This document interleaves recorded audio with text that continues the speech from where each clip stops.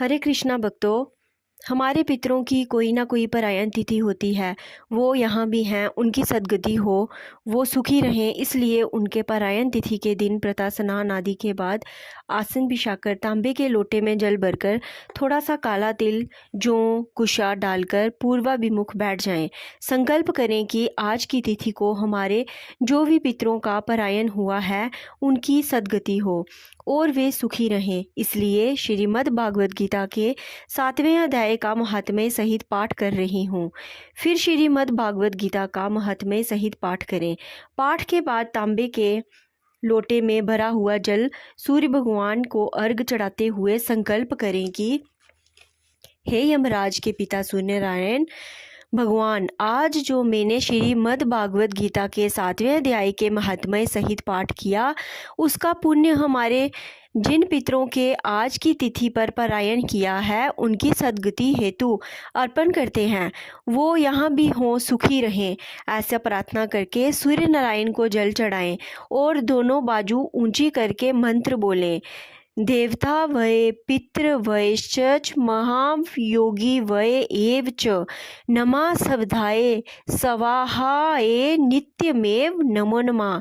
श्रीमद् भगवद गीता 7वें अध्याय ज्ञान विज्ञान योग का महात्म्य। हे पार्वती, अब मैं 7वें अध्याय का महात्म्य सुनाता हूँ, जिसे सुनकर कानों में अमृत राशि भर जाती है। पाटिलापुत्र नामक एक दुर्गम नगर है, जिसका गोपर द्वार बहुत ही ऊंचा है। उस नगर में शंखुकर्ण नाम एक ब्राह्मण रहता था। उसने वेश्या वृत्ति का आश्रय लेकर बहुत धन कमाया, किंतु ना तो कभी पितरों का तर्पण किया और ना देवताओं का पूजन ही। वह धनोपार्जन में तत्पर होकर राजाओं को भी बोझ दिया करता था। एक समय की बात है, उस ब्राह्मण ने अपना चौथा विवाह करने के लिए पुत्रों और बंधुओं के साथ यात्रा की। मार्ग में आधी रात के समय जब वह सो रहा था, तब एक सर्प ने कहीं से आकर उसकी बाह में काट लिया। उसके काटते ही ऐसी अवस्था हो गई कि मणि मंत्र और औषधि आदि से भी उसके शरीर की रक्षा असाध्य जान पड़ी। तत्पश्चात कुछ ही क्षणों में उसके प्राण पखेरु उड़ गए और वह प्रेत बना। फिर बहुत समय के बाद वह प्रेत सर्प योनि में उत्पन्न हुआ। उसका वित्त धन की वासना में बंधा था। उसने पूर्व वृतांत को स्मरण करके सोचा, मैंने घर के बाहर करोड़ों की संख्या में अपना जो धन गाड़ रखा है, उससे इन पुत्रों को वंचित करके स्वयं ही उसकी रक्षा करूंगा। सांप की योनि से पीड़ित होकर पिता ने एक दिन सपन में अपने पुत्र के समक्ष आकर अपना मनोभाव बताया। तब उसके पुत्रों ने सवेरे उठकर बड़े विस्मय के साथ एक दूसरे से सपन की बातें कहीं। उनमें से मंझला पुत्र कुदाल हाथ में लिए घर से निकला और जहां उसके पिता सर्प योनि धारण करके रहते थे उस स्थान पर गया।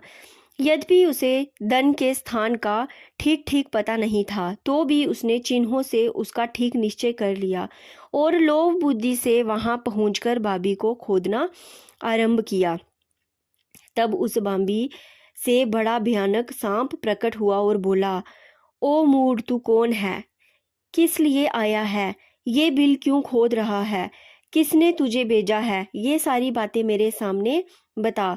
पुत्र, मैं आपका पुत्र हूँ, मेरा नाम शिव है। मैं रात्रि में देखे हुए सपन से विस्मित होकर यहाँ का सुवर्ण लेने के कौतूहल से आया हूँ। पुत्र की ये वाणी सुनकर वह सांप हंसता हुआ उच्च स्वर से इस प्रकार स्पष्ट वचन बोला, यदि तू मेरा पुत्र है तो मुझे शीघ्र ही बंधन से मुक्त कर। मैं अपने पूर्व जन्म के गाड़े हुए धन के लिए ही सर्प योनि में उत्पन्न हुआ हूँ। पुत्र, पिताजी, आपकी मुक्ति कैसे होगी, इसका उपाय मुझे बताइए, क्योंकि मैं इस रात में सब लोगों को छोड़कर आपके पास आया हूँ। पिता, बेटा, गीता के अमृतमय 7वें अध्याय को पढ़कर मुझे मुक्त करने में तीर्थ, दान, तप और यज्ञ भी सर्वथा समर्थ नहीं है।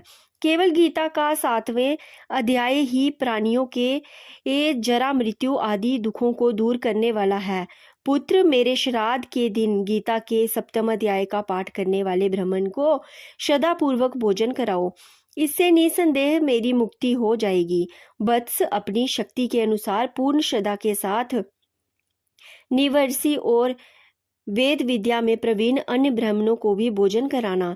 सर्प योनि में पड़े हुए पिता के ये वचन सुनकर सभी पुत्रों ने उसकी आज्ञा अनुसार तथा उससे भी अधिक किया।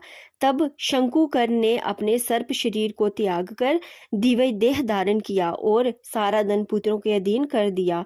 पिता ने करोड़ों की संख्या में जो धन उनमें बांट दिया था, उससे वे पुत्र बहुत प्रसन्न हुए।